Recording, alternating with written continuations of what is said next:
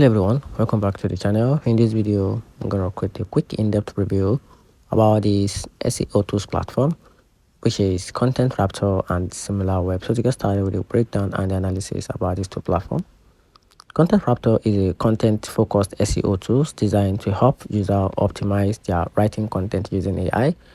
It provides a real-time SEO scoring, keywords suggestion, and integrate easily with powered WordPress and Google Search Console at $47 per month.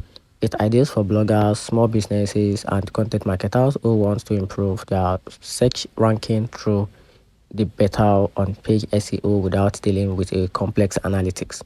So talking about Similarweb, on the other hand, is a powerful market intelligence platform that focuses on competitors' research, traffic insight, audience behavior across websites.